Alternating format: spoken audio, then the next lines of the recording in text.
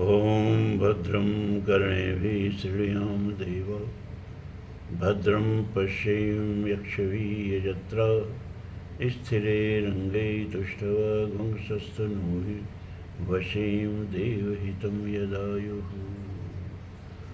ॐ स्वस्ति नः इन्द्रो वृद्धश्रवाः स्वस्ति नं पूषा विश्ववेदाः स्वस्ति नस्तारक्ष्यो अरिष्टनेमि स्वस्ति नः बृहस्पतिर्दधातु। ॐ विश्वानि देवसवितुर्दुरितानि पराशु यद्भद्रं तन्नयाशु। ॐ सहनावतु सहनौ भुनक्तु सह वीर्यं करवावहै तेजस्विनावधीतमस्तु मा विद्विषावहै। ॐ शान्ति शान्ति शान्ति। नारायणं नमस्कृत्यं नरं चैव नरोत्तमं देवीं सरस्वतीं व्यासं ततो जयं मुदीरयेत्। ओम श्री परमात्मने नमः। धर्म प्राण सत्संग प्रेमी सज्जन, महाभारत की कथा चल रही है। अब महाभारत की कथा में भगवान श्री राम की कथा आ गई, रामायण। वैसे तो राम कथा का उपजीव्य ग्रंथ जो है वाल्मीकि रामायण है,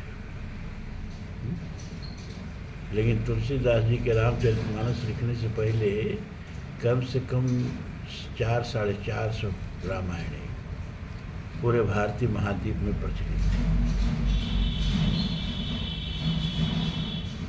और उसमें जावा में, बाली में, कंबोडिया में, थाईलैंड में सबका अपना अपना रामायण है। भारत में नाना प्रकार के सभी भाषाओं में, और सब में राम कथा में थोड़ा थोड़ा अंतर मिलेगा आपको।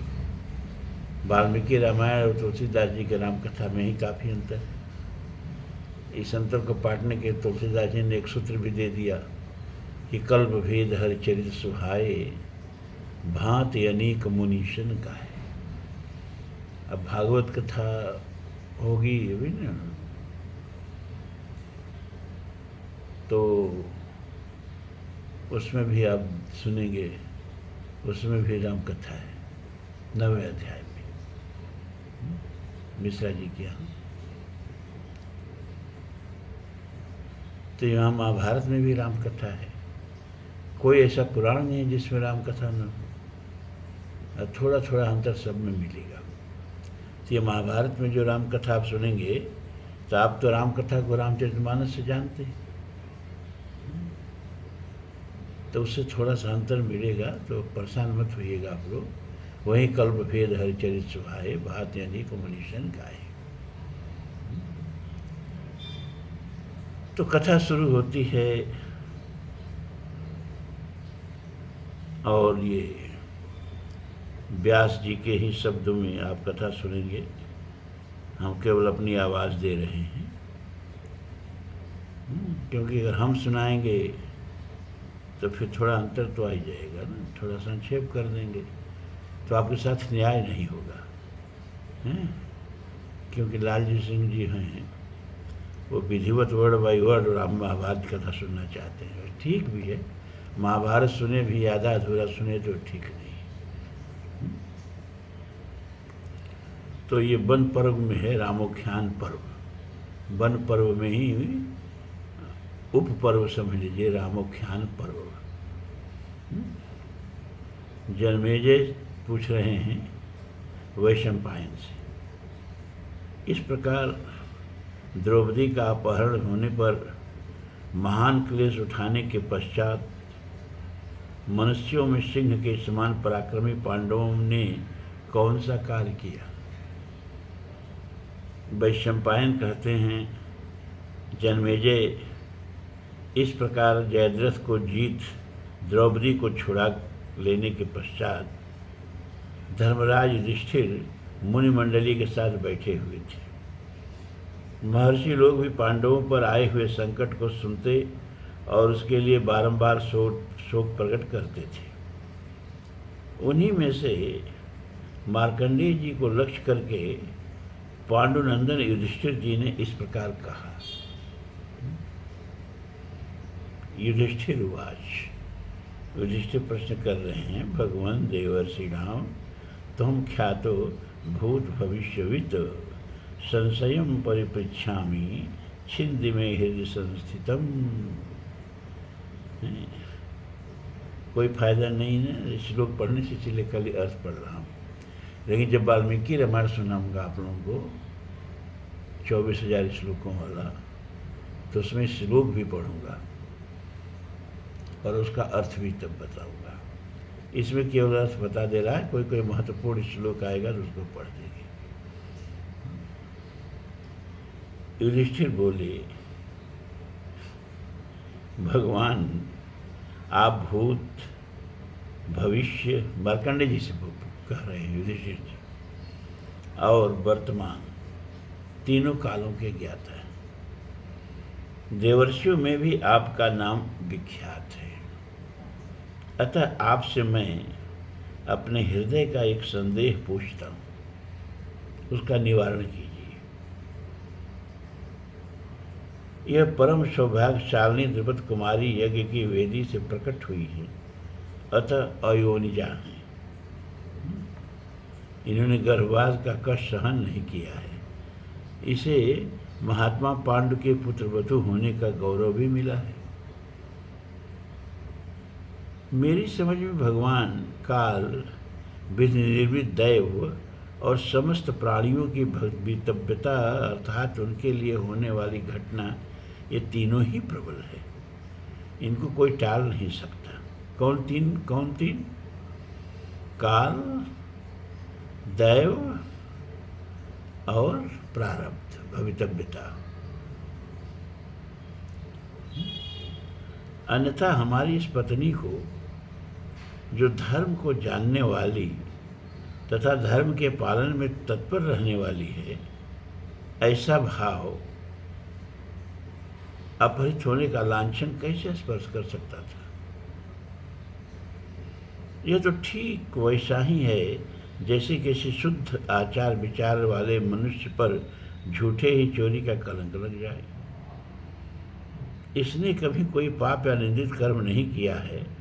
द्रौपदी ने ब्राह्मणों के प्रति सेवा सत्कार आदि के रूप में महान धर्म का आचरण किया है। ऐसी स्त्री भी मूल बुद्धि पापी राजा जयद्रथ ने बलपूर्वक अपहरण कर लिया। इस अपहरण के कारण ही उसका सिर मुड़ा गया।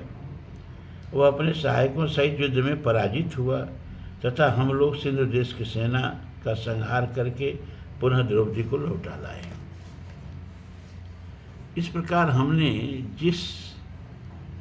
जिसे कभी सोचा तक न था, वह अपनी पत्नी का अपहरण रूप अपमान हमें प्राप्त हुआ और मिथ्या व्यवसाय में लगे हुए बांधवों ने हमें देश से निर्वासित कर दिया है।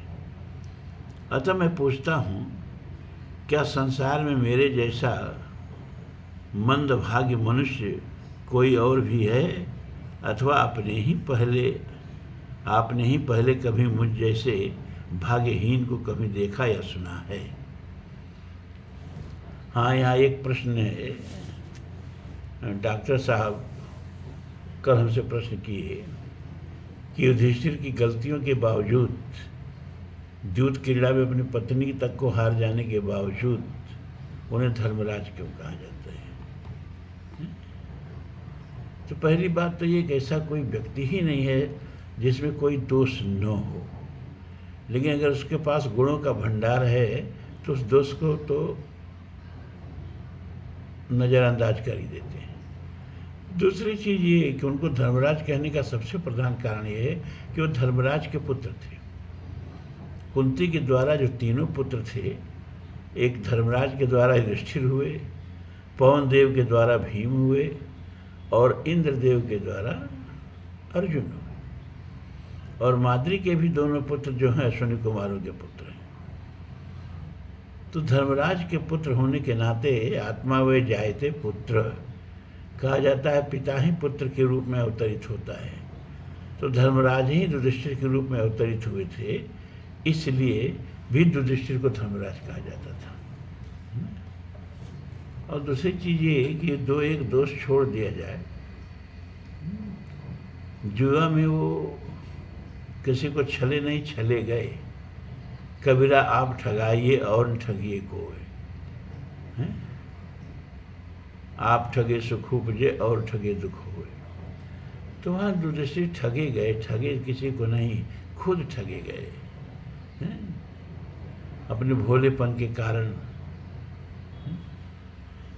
तो जितने युधिष्ठिर में गुण थे, मानवता थी, उतने दोष नहीं थे, और धर्मराज के पुत्र होने के कारण उनको धर्मराज कहा गया।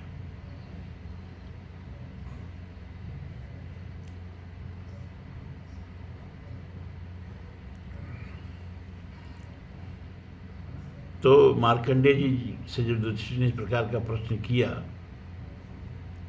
तो मार्कंडेय जी उत्तर दे रहे हैं, भरत श्रेष्ठ, श्री रामचंद्र जी को भी वनवास तथा स्त्री वियोग का अनुपम दुख सहना पड़ा था।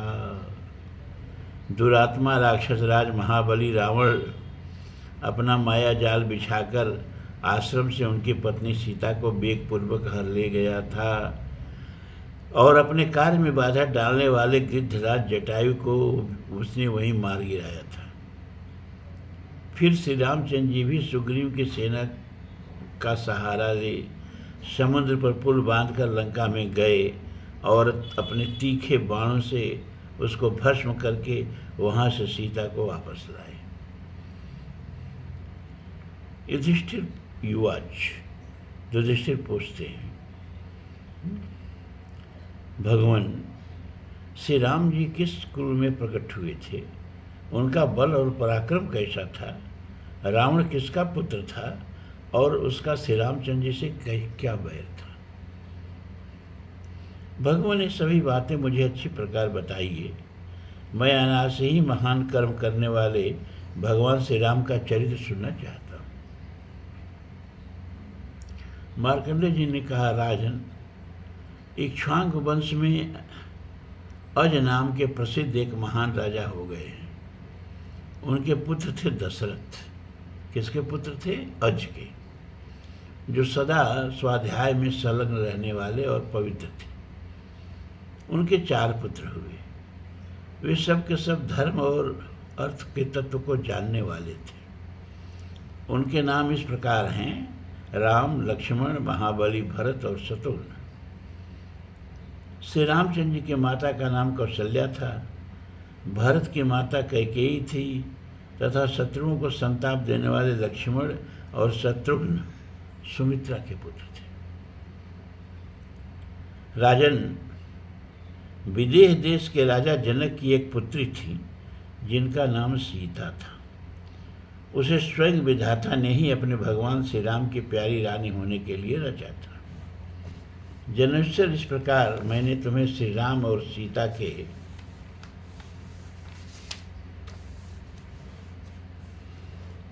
जन्म का वृत्तांत बताया है। अब रावण के भी जन्म का प्रसंग सुनाऊंगा।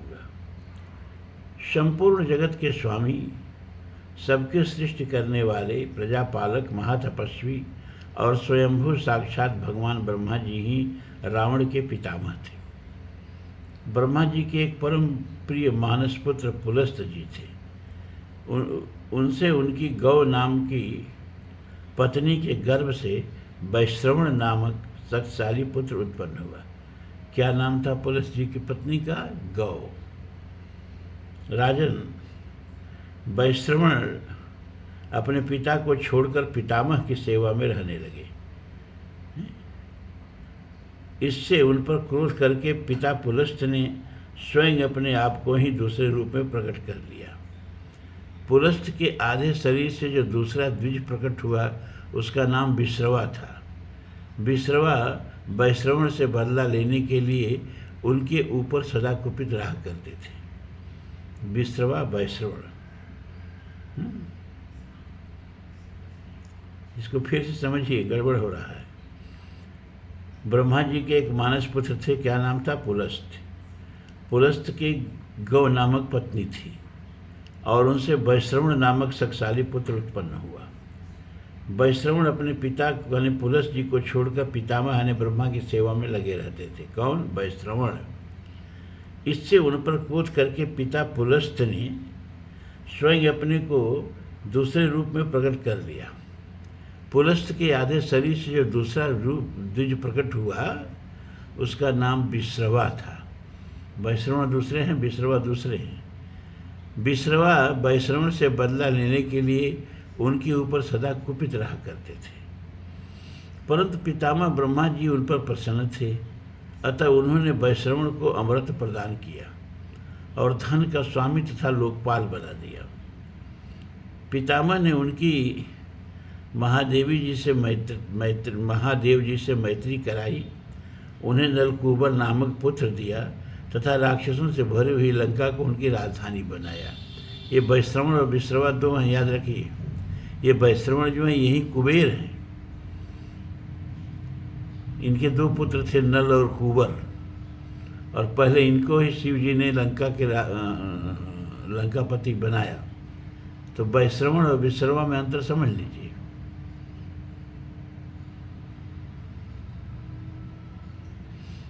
साथ ही उन्हें इच्छानुसार विचरने वाला पुष्पक नामक एक विमान भी दिया। इसके सिवा ब्रह्मा जी ने कुबेर को यक्षों का स्वामी बना दिया और उन्हें राज की पदवी प्रदान की। मार्कंडेय जी कहते हैं, राजन, पुलस्त के क्रोध से उनके आधे शरीर से जो विश्रवा नामक मुनि प्रकट हुए थे, वे कुबेर को कुपित दृष्टि से देखने लगे। युधिष्ठिर, राक्षसों के स्वामी कुबेर को जब यह बात मालूम हुई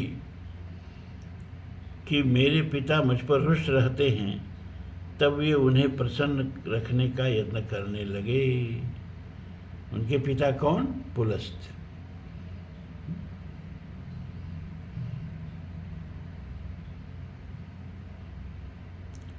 राज कुबेर स्वयं लंका में ही रहते थे।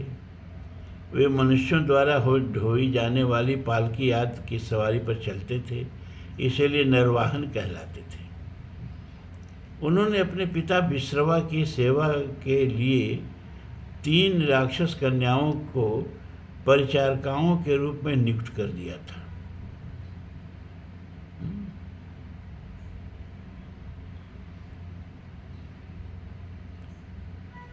कुबेर के पिता विश्रवा कैसे हुए? वैश्रवण के पिता विश्रवा, क्योंकि पुलस्त ही अपने को 2 रूप में धारण कर लिए थे। एक तो पुलस्त रहे और दूसरा वैश्रवा रहे। तो विश्रवा कुबेर के पिता हुए कि नहीं हुए? कुबेर को ही वैश्रवण कहा जाता है। यहाँ गड़बड़ा जाएंगे तो पूरी कथा में गड़बड़ा जाएंगे। भरत श्रेष्ठ, वे तीनों ही नाचने और गाने की कला में निपुण थी।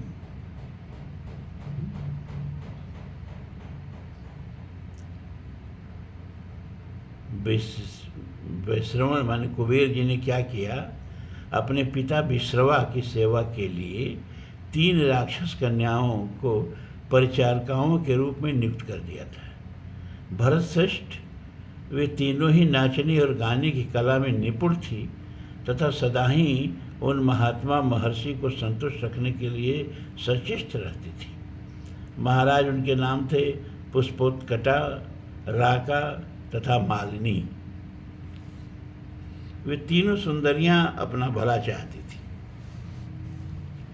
इसलिए एक दूसरे से स्पर्धा रखकर मुनि की सेवा करती थी। किस मुनि की सेवा? विश्रवा की। विश्रवा कौन? पुलस्त के आधा शरीर से प्रकट वैश्रवण के कुबेर। वैश्रवण माने कुबेर। कुबेर के पिता ये कह सकते हैं, क्यों? क्योंकि पुलस्त ही विश्रवा हो गए थे। वे ऐश्वर्यशाली महात्मा उनकी सेवाओं से प्रसन्न हो गए और उनमें से प्रत्येक को उनकी इच्छा के अनुसार लोकपालों के समान पराक्रमी पुत्र होने का वरदान दिया था। पुष्पोत्कटा के 2 पुत्र हुए, रावण और कुंभकर्ण। नाम याद रखिए, रावण और कुंभकर्ण की माता का नाम क्या था? पुष्पोत्कटा।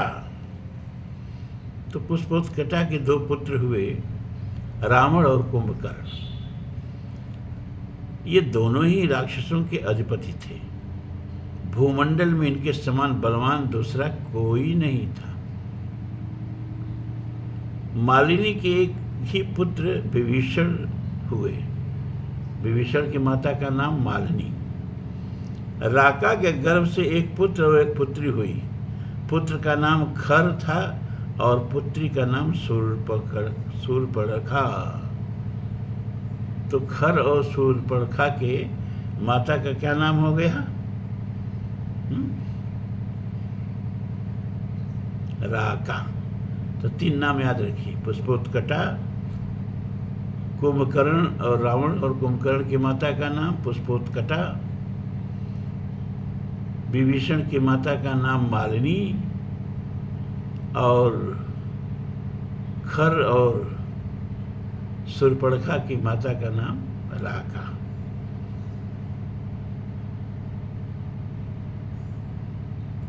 इन सब बालकों में विभीषण ही सबसे अधिक रूपवान, सौभाग्यशाली, धर्मरक्षक तथा कर्तव्यपरायण थे। रावण के 10 मस्तक थे। वहीं सब में ज्येष्ठ तथा राक्षसों का स्वामी था। उत्साह, बल, धैर्य और पराक्रम में भी वह महान था। कुंभकर्ण शारीरिक बल में सबसे बढ़ा चढ़ा था। युद्ध में भी वह सबसे बढ़ चढ़कर था। मायावी और रणकुशल तो था ही, वह निशाचरों में भी बड़ा भयंकर था। खर धनुर्विद्या में विशेष पराक्रमी था। वह ब्राह्मणों से द्वेष रखने वाला तथा मांसाहारी था। शूर्पणखा की आकृति बड़ी भयानक थी। वह सिद्ध ऋषि मुनियों की तपस्या में विघ्न डाला करती थी। वे सभी बालक वेदविद्ता, शूरवीर तथा ब्रह्मचर्य तक का पालन करने वाले थे। ब्रह्मचर्य व्रत का पालन करने वाले थे और अपने पिता के साथ गंधमादन पर्वत पर सुखपूर्वक रहते थे। पिता कौन? विश्रवा। एक दिन नरवाहन कुबेर अपने महान ऐश्वर्य से युक्त होकर पिता के साथ बैठे थे। उसी अवस्था में रावण आदि ने उनको देखा। उनका वैभव देखकर इन बालकों के हृदय में डाह पैदा हो गई।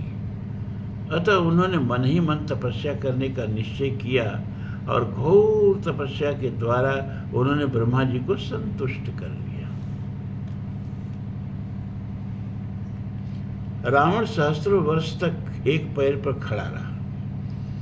वह चित्त को एकाग्र कर पंचाग्नि सेवन करता था और वायु पीकर रहता था। कुंभकर्ण ने भी आहार का संयम किया। वह भूमि पर सोता था और कठोर नियमों का पालन करता था। विभीषण केवल एक सूखा पत्ता चबाकर रहते थे। उनका भी उपवास में ही प्रेम था। बुद्धिमान एवं उदार बुद्ध विभीषण सदा जप किया करते थे। उन्होंने भी उतने ही समय तक तीव्र तपस्या की। खर और शूर्पणखा ये दोनों प्रसन्न मन से तपस्या में लगे हुए अपने भाइयों की परिचर्या तक तथा रक्षा करते थे। 1000 वर्ष पूर्ण होने पर दुर्धर्ष दशानन ने अपना मस्तक काटकर अग्नि में आहुति दे दी। उसके इस अद्भुत कर्म से लोकेश्वर ब्रह्मा जी बहुत संतुष्ट हुए। अब यहाँ शिव जी नहीं संतुष्ट हो रहे हैं तो चिंता मत करना। सादर शिव को शीश चढ़ाए, एक एक के कोटिन पाए, ऐसा तुलसी ने लिखा है। यहाँ ब्रह्मा को अपना शीश अर्पित कर रहा है। तदनंतर ब्रह्मा जी ने स्वयं जाकर उन सबको तपस्या करने से रोका और प्रत्येक को पृथक पृथक वरदान का लोभ देते हुए कहा। ब्रह्मा जी बोले, पुत्रों, मैं तुम सब पर प्रसन्न हूं। वर मांगो और तपस्या से निवृत्त हो जाओ। केवल अमृत को छोड़कर जिसकी जो इच्छा हो उसके अनुसार वह वर मांगे, उसका वह मनोरथ पूर्ण होगा। तत्पश्चात उन्होंने रावण की ओर लक्ष्य करके कहा, तुमने महत्वपूर्ण पद प्राप्त करने की इच्छा से अपने जिन जिन मस्तकों की अग्नि में आहुति दी है, वे सब के सब पूर्वत तुम्हारे शरीर में इच्छा अनुसार जुड़ जाएंगे। तुम्हारे शरीर में किसी प्रकार की कुरूपता नहीं होगी। तुम इच्छा अनुसार रूप धारण कर सकोगे तथा युद्ध में शत्रुओं पर विजयी होगे, इसमें संशय नहीं। रावण उवाच। तो रावण बोलता है, भगवान, गंधर्व, देवता, असुर, यक्ष, राक्षस, सर्प, किन्नर तथा भूतों से कभी मेरी पराजय न हो। ब्रह्मा जी ने कहा, तुम जिन लोगों का नाम लिया है इनमें से किसी से भी तुम्हें भय नहीं होगा। केवल मनुष्यों को छोड़कर तुम सबसे निर्भय रहो। तुम्हारा भला हो। तुम्हारे लिए मनुष्य से होने वाले भय का विधान मैंने ही किया है। मार्कंडेय जी कहते हैं, राजन, ब्रह्मा जी के ऐसा कहने पर दशमुख रावण बहुत प्रसन्न हुआ। वह दुर्बुद्धि नरभक्षी राक्षस मनुष्यों की अवहेलना करता था। तत्पश्चात ब्रह्मा जी ने कुंभकर्ण से वर मांगने को कहा, परंतु उसकी बुद्धि तमोगुण से ग्रस्त थी, अतः उसने अधिक काल तक नींद लेने का वर मांग लिया।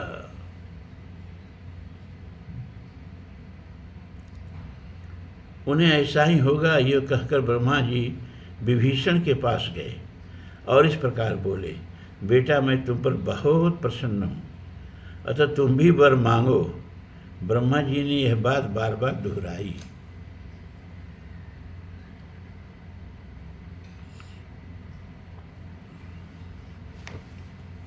विभीषण उवाच।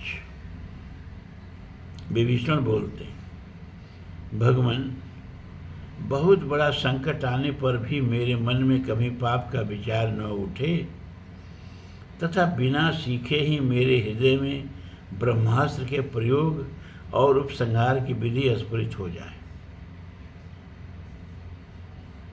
ब्रह्मा जी ने कहा, शत्रुनाशन, राक्षस योनि में जन्म लेकर भी तुम्हारी बुद्धि में अधर्म नहीं है, इसीलिए मैं तुम्हें अमृतत्व भी प्रदान करता हूँ। मार्कंडेय जी कहते हैं, राजन, राक्षस दशानन ने वर प्राप्त कर लेने पर सबसे पहले अपने भाई कुबेर को युद्ध में परास्त किया और उन्हें लंका के राज्य से बहिष्कृत कर दिया। भगवान कुबेर लंका छोड़कर गंधर्व, यक्ष, राक्षस तथा किम पुरुषों के साथ गंधमादन पर्वत पर जाकर रहने लगे।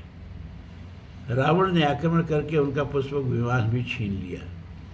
तब कुबेर ने कुपित होकर उसे शाप दिया, अरे यह विमान तेरी सवारी में नहीं आ सकेगा। जो युद्ध में तुझे मार डालेगा उसी का यह वाहन होगा। मैं तेरा बड़ा भाई होने के कारण मान्य था, परंतु तूने मेरा अपमान किया है, इससे बहुत ही शीघ्र तेरा नाश हो जाएगा। महाराज विभीषण धर्मात्मा थे। उन्होंने सत्पुरुषों के मार्ग का ध्यान रखकर सदा अपने भाई कुबेर का अनुसरण किया, अतः वे उत्तम लक्ष्मी से संपन्न हुए।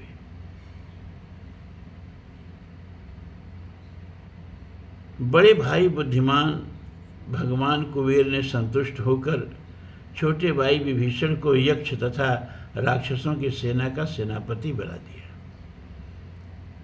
नरभक्षी राक्षस तथा महाबली पिशाच सबने मिलकर दशमुख रावण को राक्षस राज के पद पर अभिषिक्त किया। बलोन्मत्त रावण इच्छा अनुसार रूप धारण करने और आकाश में भी चलने में समर्थ था। उसने दैत्यों और देवताओं पर आक्रमण करके उनके पास जो रत्न या रत्नभूत वस्तुएं थी उन सब का अपहरण कर लिया। उसने संपूर्ण लोगों को रुला दिया इसीलिए वह रावण कहलाता है। क्यों रावण कहलाता है? संपूर्ण लोगों को रुला दिया। और कहीं कहीं लिखा जाता है कि वो रावण क्यों कहा गया, क्योंकि जब वो पार्वती शिव जी समेत कैलाश को उठा लिया तो शिव जी ने अंगूठी से कैलाश को दबा दिया, तो उसकी बाँह दब गई, पीड़ा से चिल्लाने लगा, रोने लगा, बहुत रुदन किया।